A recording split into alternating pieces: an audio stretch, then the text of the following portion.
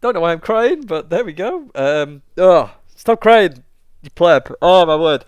But yeah.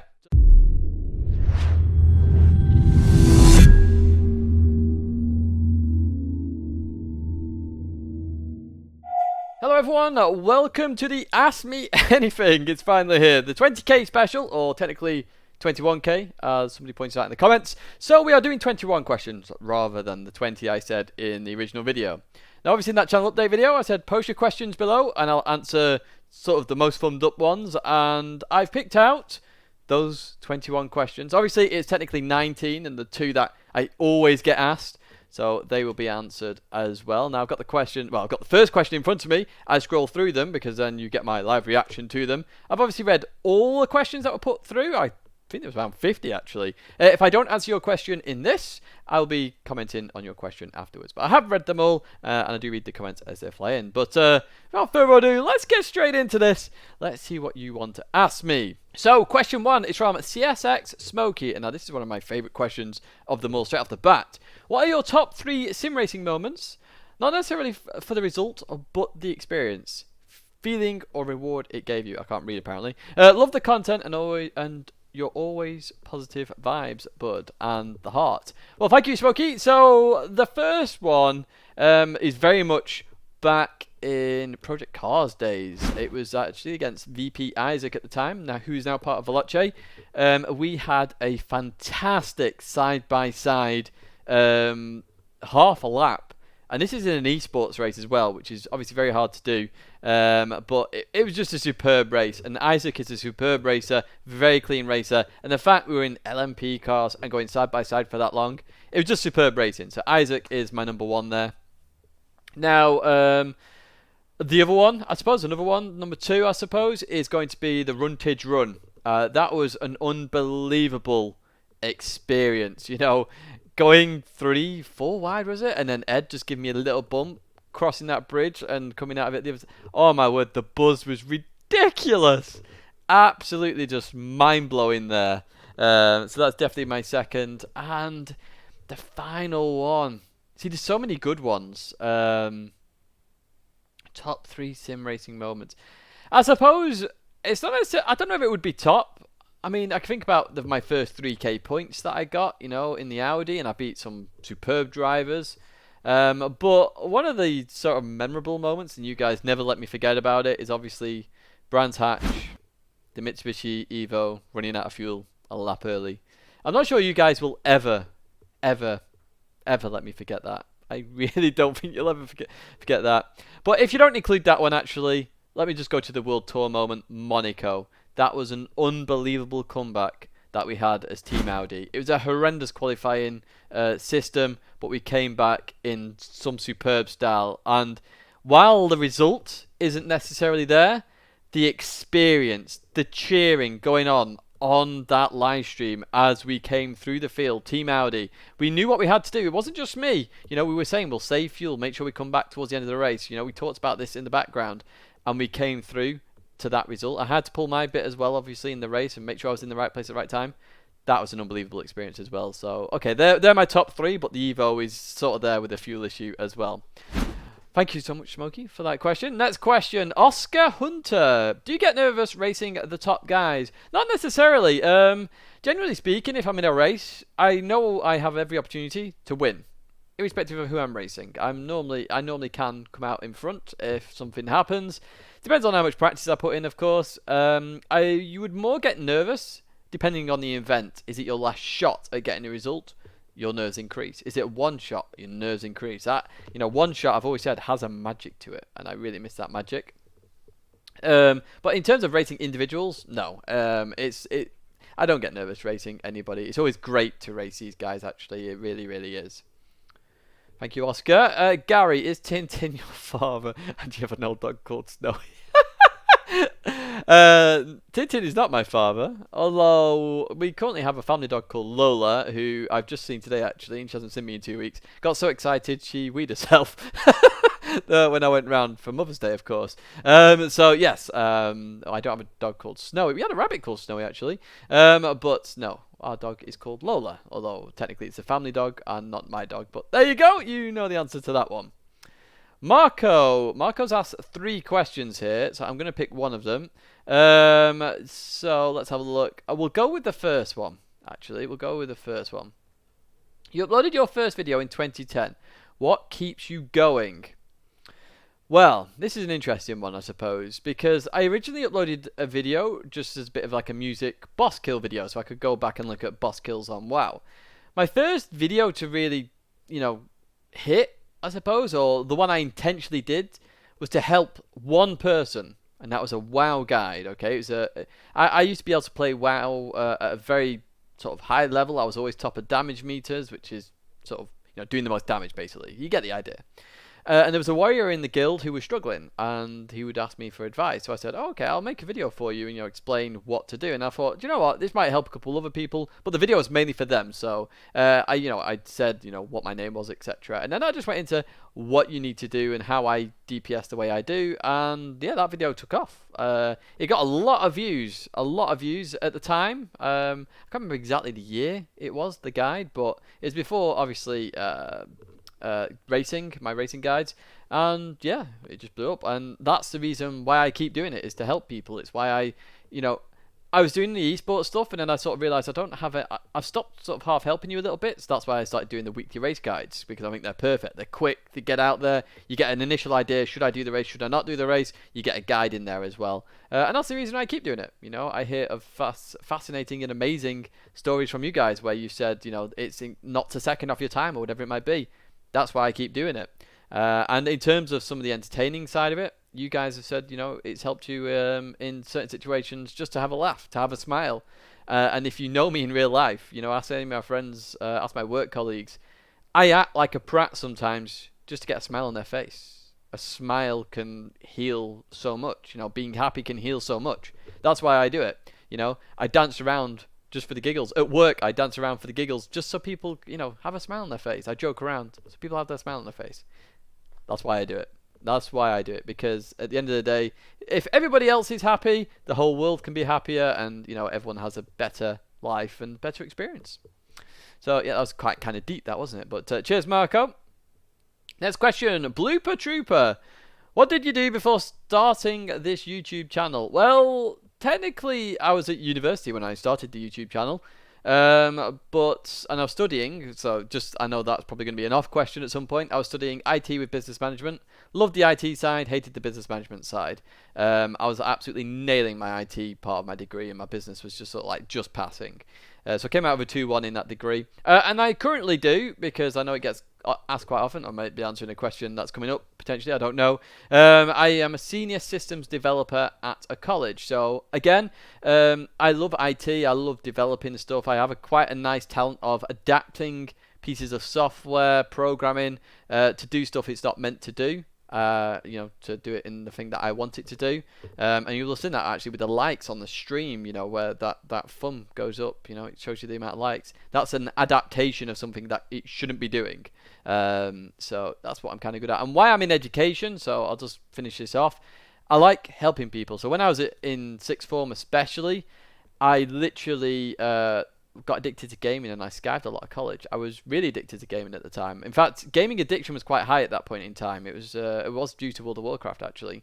So I would always miss college. Now, my tutors, said you're missing a lot, but my parents never really knew. They accidentally found out, actually, weirdly. My dad went out for a drink with my economics teacher, who then told him, who then came back and said to me, why have you been missing a lot of college? I went, Mum knows, and then sort of legged it to my bedroom.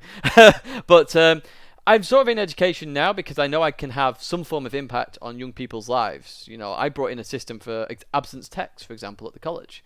And while the students may hate me for it, in the future they may look back and go, well, if I didn't have them, I might not have attended that one day, that I might have learned something that helps me out right now, And that's why I'm still in education. I could quite easily leave education, go into the private sector and earn quite a bit more money, but I don't, because, I do like working in education. Now, there are going to be boundaries in that situation where sometimes the sort of pressures of the job, I may look at it and go, well, is it really worth it now? But at the moment, I've been in education for 10 years now, or coming up 10 years, should I say. That is the reason why I'm there. And I luckily, my first job was in education. I luckily got that one shot. my employers thought I cheated on the presentation when I didn't. I was just thinking about education as a whole, and what made me tick and what I understood about it, and that's how I got the job. And then I ended up at this second college, and here I am now. That was a very long-winded answer, but hopefully that answers your question, Blooper Trooper. Nigel Barber, if you just go back to when you started sim racing, what would you have done anything different? Interesting. So I would have potentially actually done more videos, weirdly, to help people out. I only ever did sort of GT Academy videos, and I didn't really push videos and such. And I think I could, and I think I could be doing a lot more. Say if I did this full time, I could be doing a lot more guides for you and bringing more video content out for you, and that's probably the one thing that I would change.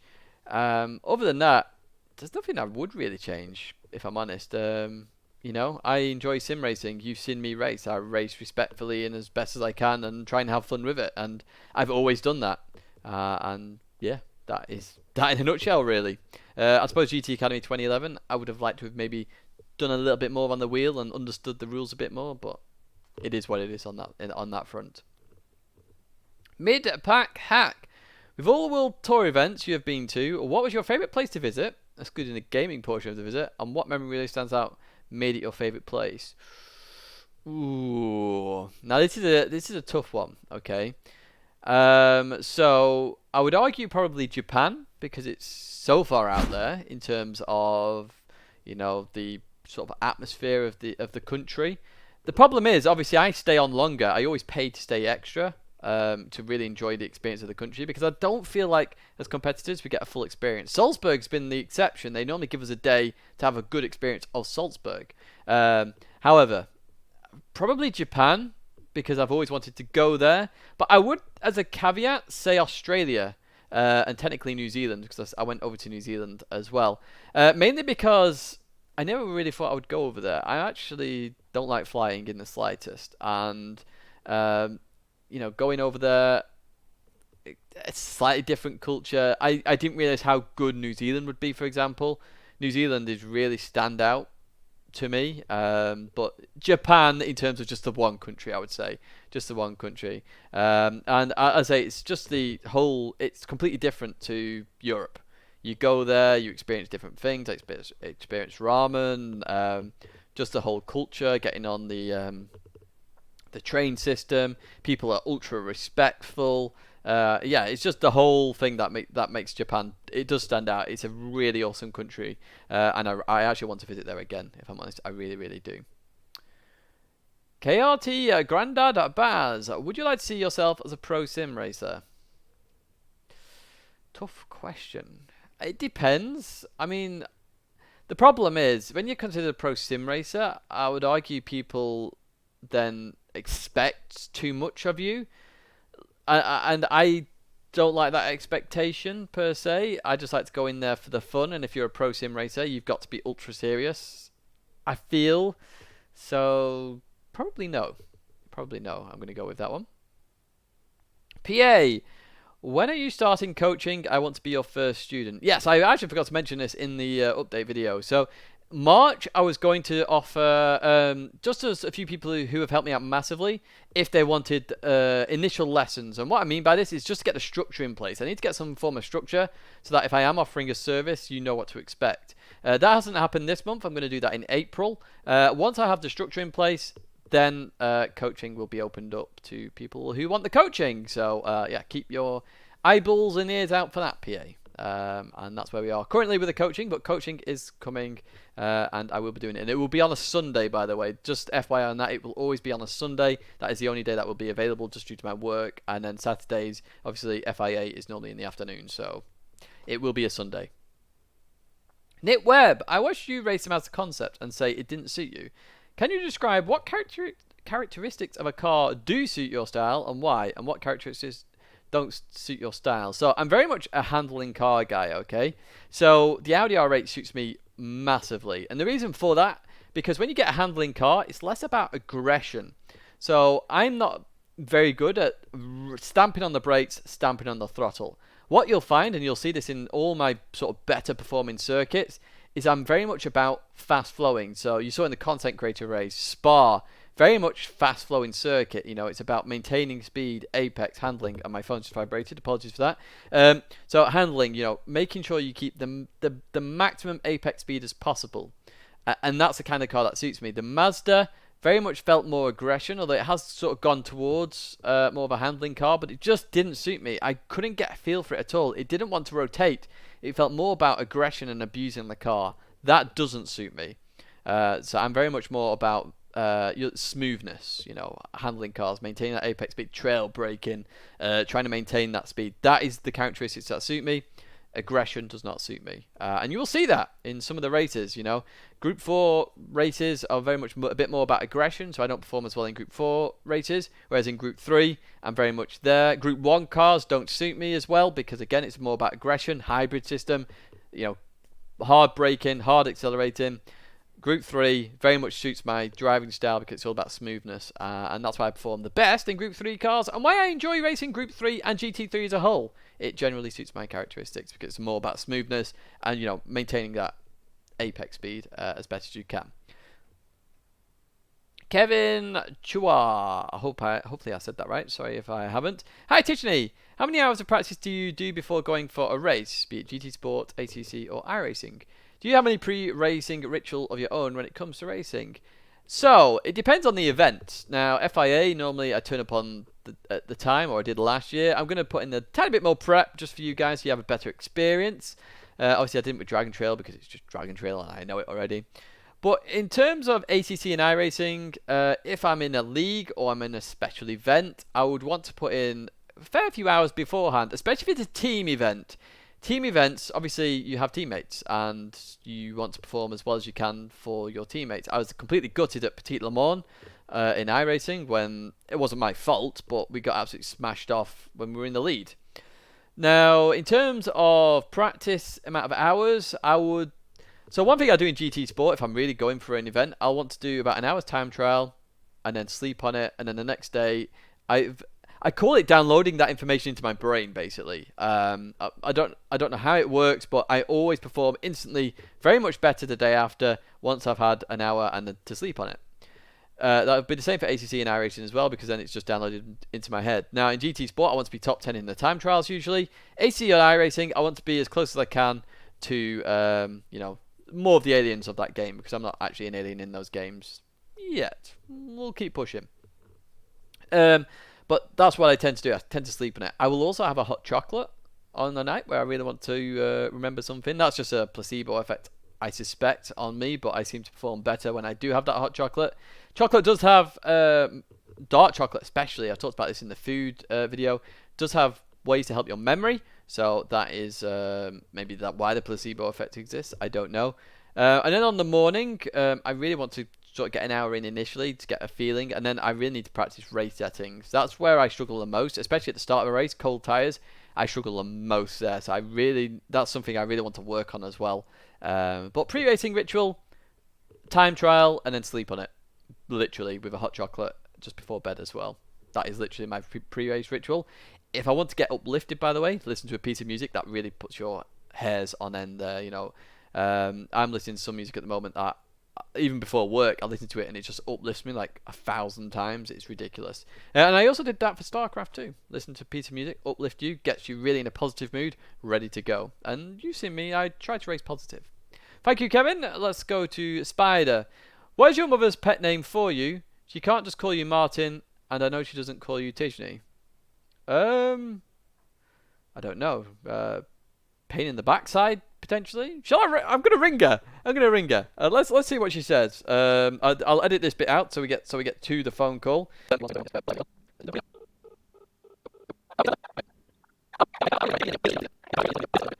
What is your mother's pet name for you? She can't just call you Martin, and I know she doesn't call you Tidgney. Do you have a pet name for me? No. There we go. That was nice and easy. I did say pain in the backside, but that's the only thing. The only nickname I know you by is Martina, which is... Oh, no. Oh, you've not just said that. It was at this moment that he knew. He f***ed up. Oh, no. Oh, Martina it is. You heard it there, folks. You heard it there. Right, thank you, Spider. I'm now going to be called Martina from now on. Hanzilla75. Hi, Tidgney. If you could have a real fantasy car garage where you could only choose 3 cars, what would they be? Well, I can tell you one instantly off the bat. A Metro 6R4 rally car. That is going straight in there. That is car number 1. Car number 2. Now, you know I like the Audi R8. I love the Audi R8. V10. So you would think that would go in there, but I prefer Lamborghini. So I would potentially have some form of Lamborghini Huracan, one of the special one-offs. Probably the Performante. That would go in there because I love the V10 engine. Oh, it sounds so good. In fact, I should have footage of that somewhere for you as well.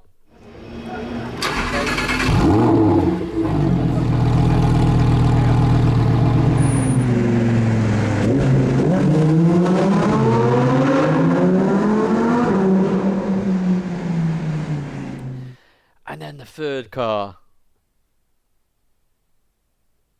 the Pagani Huayra.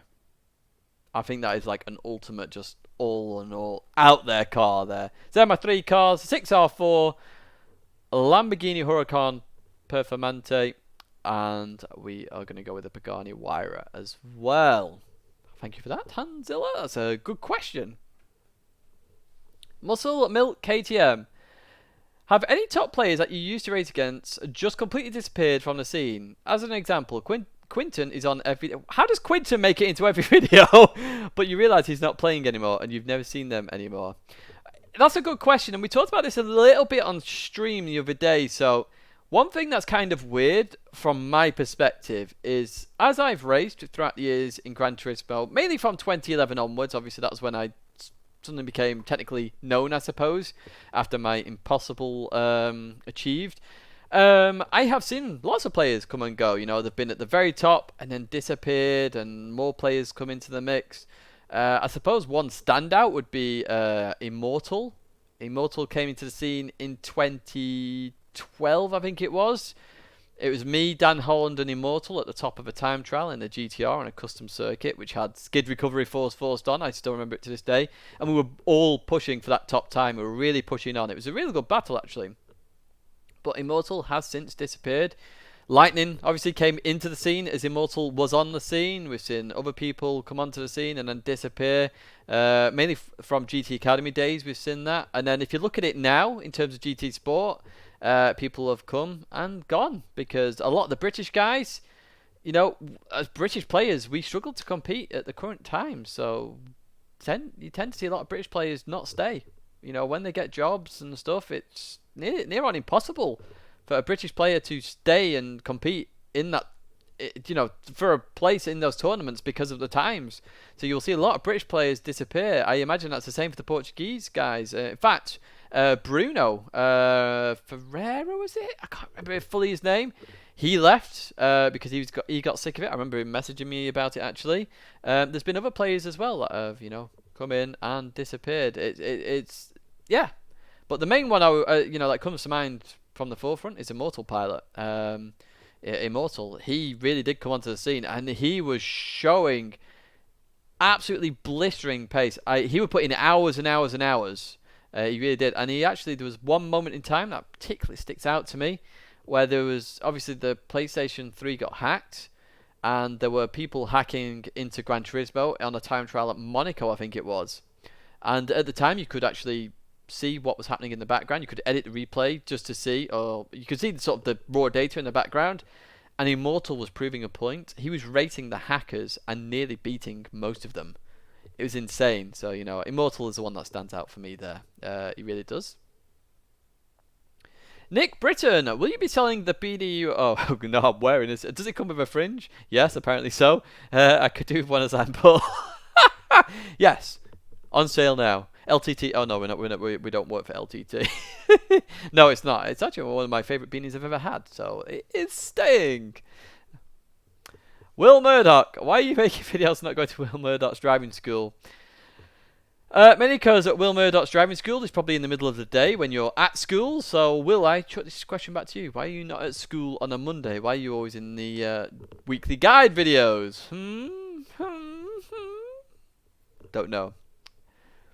Mew Mew! So this is question 17. We're getting towards the end now. What is it like racing at the World Tours? What does the atmosphere feel like as such with the crowd cameras, etc.?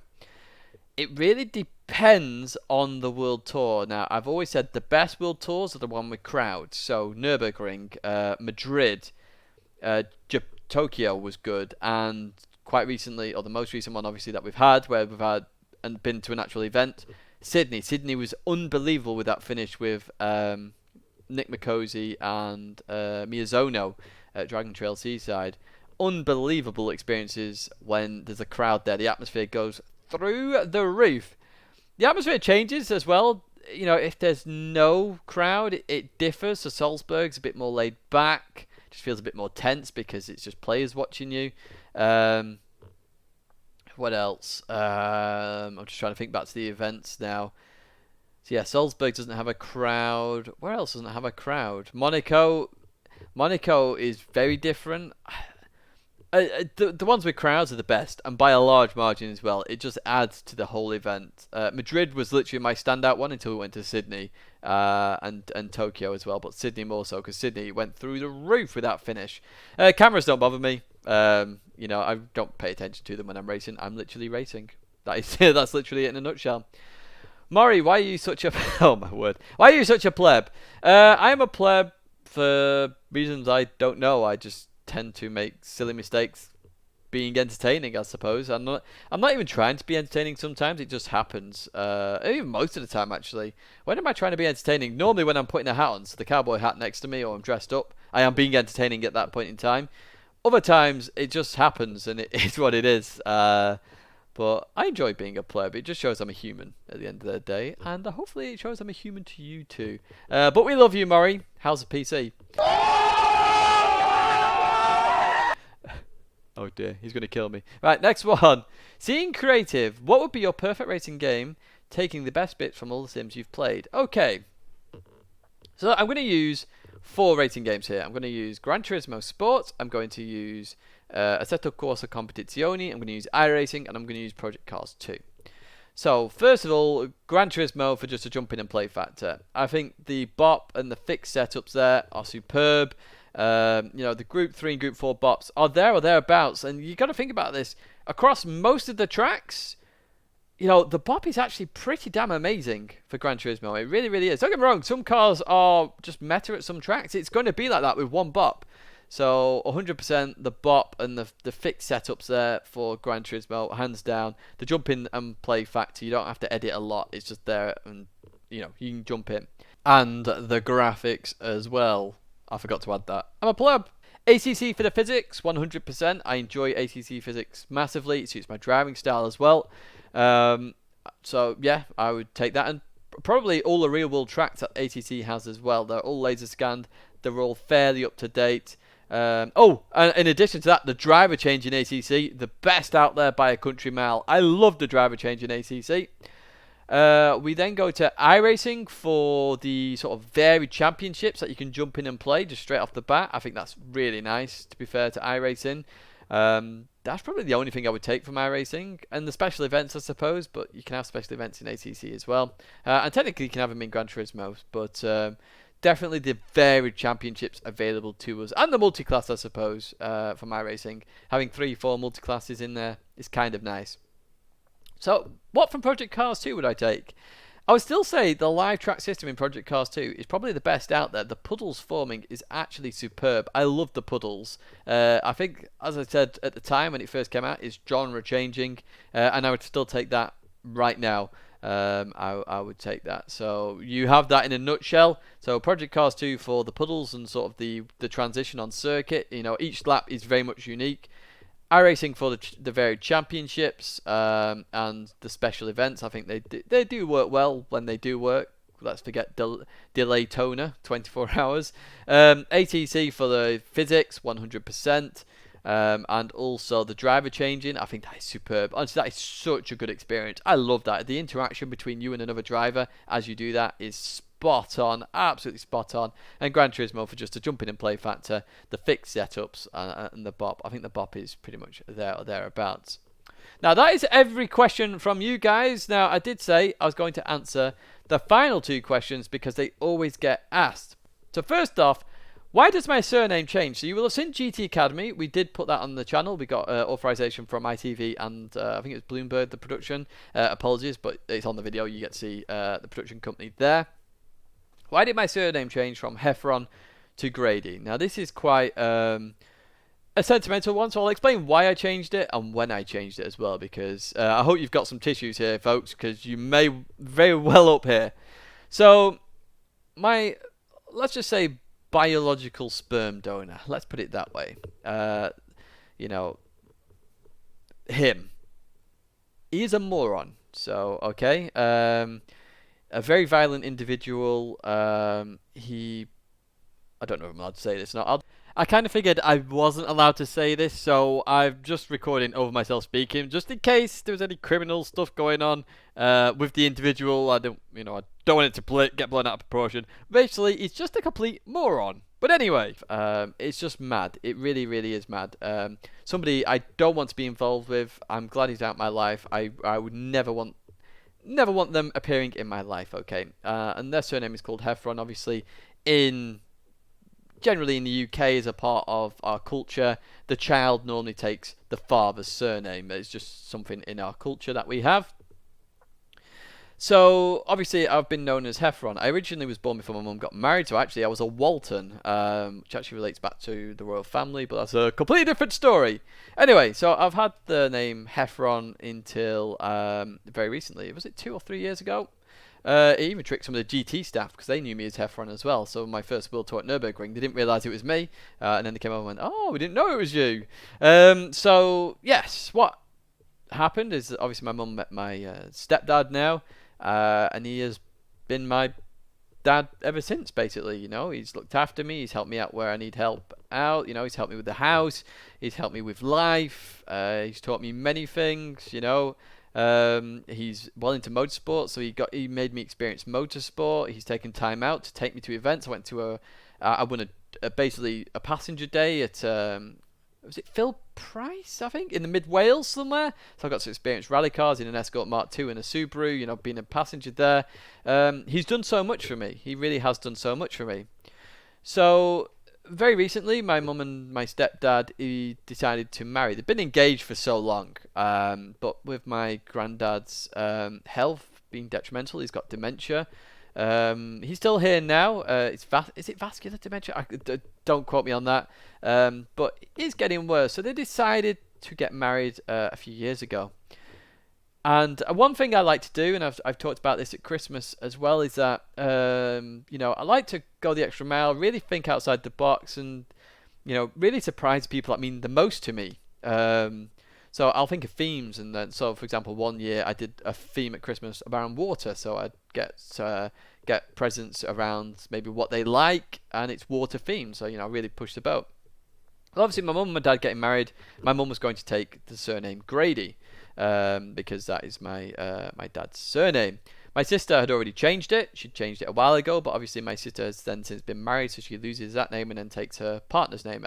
Well, she chose to do that, obviously. As a part of our culture, you mainly take the male's surname. You don't have to. You can have double barrel names, and sometimes the guy will take the girl's name as well. There's no set law, but it's just the general culture we have here in the UK. Anyway, so I'd already decided that I was going to change my name. Basically, when they said they were going to get married, I was like, okay, this is the I don't want to be known as Hephron. He's done so much for me. I'm going to be called Grady. If anybody knows as well, the first world tour, I was going on a cruise straight after. We booked the cruise in advance of all of this. It was like 2 years prior.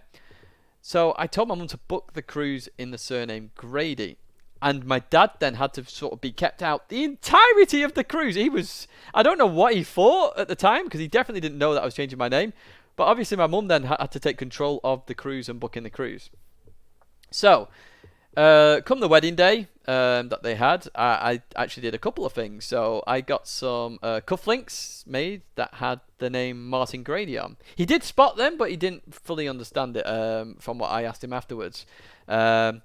I don't think he even saw the word name Martin. He just saw Grady and was just like, ah, because obviously he was very nervous. It's his wedding day. So what I did then is obviously they got married, and nobody knew apart from my nan. My sister didn't know, and my mum. My mum knew, but she didn't know when I was telling him. So we were sat in the bar area. This is a very long-winded story, so apologies. Oh my word, this video's gone on for ages, but hey, you'll enjoy the story. We were sat in the bar area, and some of my dad's best friends came over and went, "What are you going to do about your surname now?" So I told 2 more people before he knew. And they were partners as well, so they then knew, and they were like, "Oh my word, this is going to be amazing. He's going to cry." So basically what I'd done is I'd set a number of surprises on the day, on their wedding day. So first off, the first surprise I did was just a digital wedding frame which had all their memories. They didn't know I was doing this. Basically, as guests walk in, they could see some of the pictures of their life together. I then did a letter to my dad. Okay, so I wrote a letter about how much he means to me. Sorry, I'm welling up here. So basically, yeah, a letter about how much he means to me, and within that letter was another envelope attached to the letter, and then in that envelope was the deed poll to my change in name. So I don't know why I'm tearing up here, but yeah. Anyway, so you sit down at the wedding breakfast thing. Why am I tearing up? Oh my word! Stop it! Oh. So you sit down at a wedding breakfast, okay? And on the chair, I left the envelope. So I had to whiz around and do stuff. I also filmed their wedding as well, so I did that as a part of a gift for them. And basically, he came to the... They came. Obviously, you announced the bride and groom come into the room. He came and sat down at the chair, and he saw this brown envelope. So obviously, my nan was sat on the chair, but the 2 people I'd just told were obviously out amongst the tables, and yeah, he looked at me because he could see it was my handwriting. So he looked at me and then opened the envelope, and then obviously read it, and then yeah, he obviously realised what was happening. He opened the envelope, and then yeah, it was there. So that's why my surname is now Grady. Don't know why I'm crying, but there we go. Oh, stop crying, you pleb. Oh my word. But yeah, so that's why my surname is now Grady, because I thought that was the ultimate gift I could give him. He's helped me in life, and yeah, in return, I think that was fair game to carry on his family's name and legacy, because he has no kids of his own, so we are kids, basically, me and my sister. But my sister's taken obviously her husband's name, and I've taken my dad's. But that's why my surname changed, and I thought that was the ultimate gift I could give him, and that's why I did it. So, oh my word, let me just give me a second. Oh, dear me. Oh, God, I should have brought some tissue, shouldn't I? Right, anyway, let's get on to the other question. Why am I called Tidgney? Okay, so this is a good one. So when I was in high school, so I was very small for my age. In fact, when I was 16, I was only 4'11". Now, I used to play football. Every dinner time, I'd play football and I'd play out on the wings. And obviously, if you haven't noticed, I have ginger hair. Now, I was also a fan of Liverpool at the time. I'm no longer a fan of football in general, so I wouldn't call myself a Liverpool fan either. But at the time, they had a player called John Arisa. So, obviously, my friends would relate ginger and winger to John Arisa to me. So, as I was playing, they would call me Tidgney Risa. Tidge, as in tiny, small. I'm on the wing. I'm ginger. Tidgney Risa. Anyway, from that, Tidgney was born, and I took the middle part of that, and I've used it ever since in all my accounts, on all my games, in all my characters. If you see Tidgney, it's so unique. It's not out there. Although Titchy Strider nearly got close. That is why I'm called Tidgney. Mainly because of of high school, and my friends came up with that. Now, I'm not actually in touch with any of those friends anymore, weirdly. I am in touch with somebody from high school who I play games with, and yeah, we play Wednesday and Sunday on WoW with him. But the original people who came up with that name, yeah, they came up with that because of John Arisa. Tidgney Risa, John Arisa. That's the reason for it, and that is why I'm called Tidgney. I had a massive growth spurt over that summer period when I was 16, so I literally got something called Osgood-Schlatter disease in my knee, just to cut it short, basically, I had such a big growth spurt that the muscle was pulling on the bone. It's quite common in teenage boys to have a sudden growth spurt like that and to get this Osgood-Schlatter disease. And basically it meant I couldn't stand up straight. My knee was permanently bent because the muscle was still pulling at it. Obviously, once your muscles and bones have developed enough, that disappears and you can walk normally again. But yeah, that's why I'm called Tidgney. I am now 5'9" and living a loving life with you lovely people asking me all sorts of questions. But they are the 21 questions. That's the Ask Me Anything.